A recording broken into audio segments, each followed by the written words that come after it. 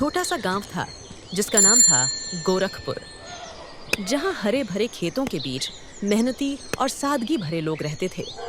सुबह की पहली किरण के साथ ही खेतों में काम शुरू हो जाता और सूरज ढलते ही लोग थके हारे घर लौटते।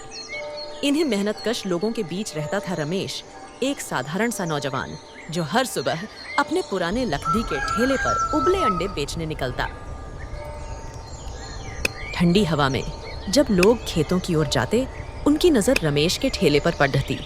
गर्मा गर्म उबले अंडे, ऊपर से काला नमक और छटपटा चाट मसाला, उसकी सुगंध ऐसी थी कि कोई भी रुक जाए। अरे रमेश, तूने तो कमाल कर दिया। ये अंडे खाकर दिन भर ताकत बनी रहती है। एक ग्राहक रामू काका ने चटखारे लेते हुए कहा। रमेश ने शर्मीली मुस्कान के साथ जवाब दिया, शुक्रिया काका, बस आप सबका प्यार है। रमेश 10 रुपए में 2 अंडे देता है। दिन भर में कितने बिक जाते हैं? रमेश ने पल भर सोचा और बोला, 50 से 60 प्लेट तो बिक ही जाते हैं। वाह, यानी 500 से 600 रुपए रोज की कमाई। हाँ, इतना ही। रमेश, इतने में घर कैसे चलता है? परिवार है कि नहीं? काका, मैं अकेला हूँ। माँ पिताजी कुछ साल पहले गुजर गए।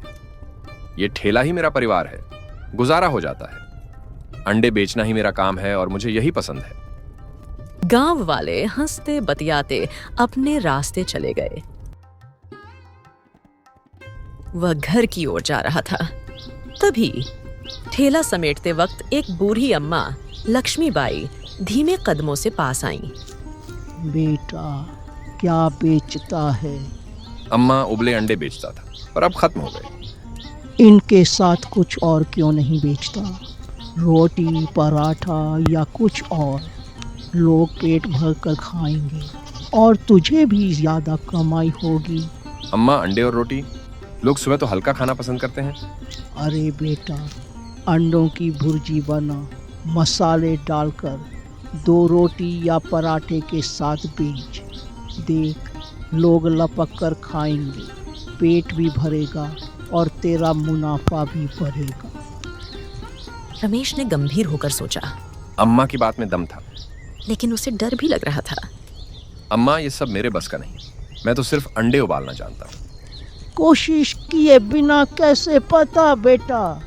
अम्मा ने हौसला दिया। सोच कर दे, कुछ नया करेगा तो रास्ते खुलेंगे। इतना कहकर अम्मा धीमे कदमों से चली गईं। रमेश देर तक उनकी बात सोचता रहा। मन में उथल पुथल थी।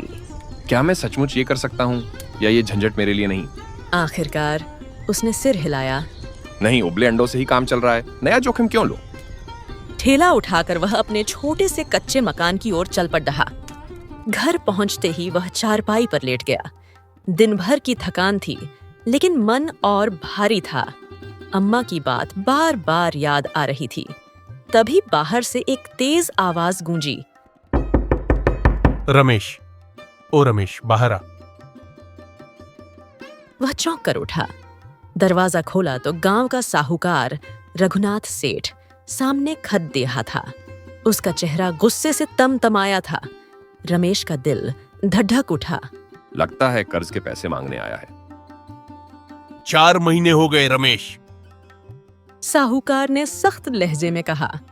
यही ठेला लगाने के लिए मैंने तुझे 10,000 रुपए दिए थे। कब लौटाएगा मेरे पैसे? सेठ जी, थोड़ा वक्त दीजिए, अभी मेरे पास इतने पैसे नहीं। मुझे बहाने नहीं सुनने। 1 हफ्ते में पैसे चाहिए, वरना ये ठेला बेचवा दूंगा और तुझे चैन से जीने नहीं दूंगा। साहूकार ताव में चला गया। रमेश का चेहरा उतर गया। वह चारपाई पर बैठकर सोच में डूब गया। रोज 500 से 600 रुपए कमाता हूँ। खर्च निकालने के बाद बचत ही कितनी होती है? सेठ का कर्ज कैसे चुकाऊं? तभी उसे अम्मा की बात याद आई। उसने मन ही मन ठान लिया। हाँ, अम्मा सही कहती थी, कल से नया काम शुरू करूंगा। अगली सुबह रमेश रात भर जाग कर तैयार हुआ। उसने माँ की पुरानी रेसिपी याद की और मसालेदार अंडा भुर्जी बनाई। ताजी रोटियां तैयार की और रोज की जगह पर पहुंचा। गांव वाले आए। लेकिन भुर्जी और रोटी देखकर चौंके। अरे रमेश, ये क्या नया चक्कर है? रामू काका ने पूछा। काका, अब सिर्फ अंडे नहीं, अंडा, भुर्जी और रोटी भी बेचता हूँ। खाइए, स्वाद और ताकत दोनों मिलेंगे। अरे सुबह सुबह भारी खाना? तेरे मसाले वाले अंडे ही ठीक थे।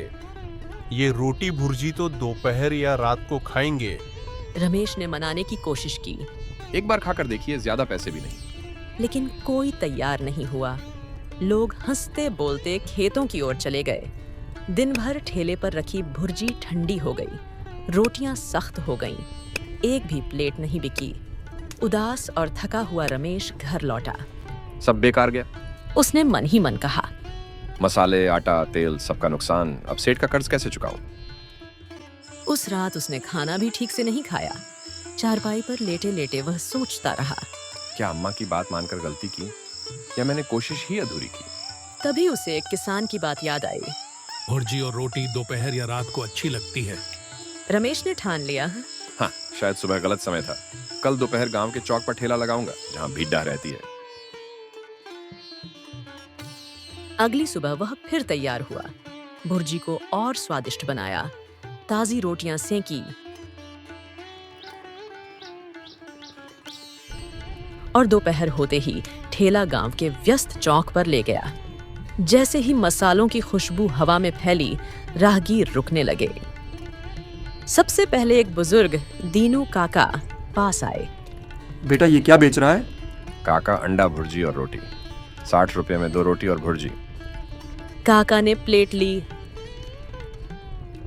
पहला कौर खाया और उनकी आंखें चमक उठीं। वाह बेटा, ये तो लाजवाब है। तीखी, मसालेदार और रोटी मुलायम। तभी 2 मजदूर जो खेत से लौट रहे थे ठेले पर रुके। रमेश, ये समय और जगह ठीक है। घर जाने से पहले यहीं पेट भर लेते हैं। 2 प्लेट दे। रमेश ने झटपट परोसा। मजदूरों ने खाया और बोले, क्या स्वाद है भाई, गांव में ऐसा खाना कहाँ। सुबह भी ये दे, हम जरूर खाएंगे। धीरे धीरे और लोग जमा होने लगे। एक ने कहा, रोटी नरम, भुर्जी तीखी, बस मजा आ गया। कुछ ही देर में ठेला खाली हो गया। बर्तन चमक रहे थे और रमेश की जेब में 1500 रुपये की कमाई थी। उसके लिए अब तक की सबसे बड़ी रकम।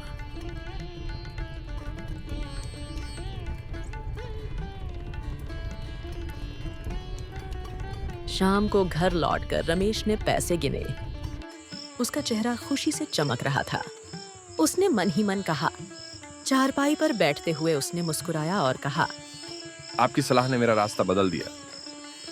अब ये ठेला सिर्फ अंडों का नहीं, पूरे गांव को स्वाद और ताकत देने वाला बन गया है। सेठ का कर्ज भी जल्द चुकाऊंगा और ईमानदारी से आगे बढ़ूंगा। अगले कुछ हफ्तों में रमेश का ठेला गांव की शान बन गया। लोग सुबह अंडे खाते, दोपहर और शाम को भुर्जी रोटी। उसने सेठ का कर्ज चुका दिया। गांव वाले अब उसे भुर्जी वाला रमेश बुलाने लगे।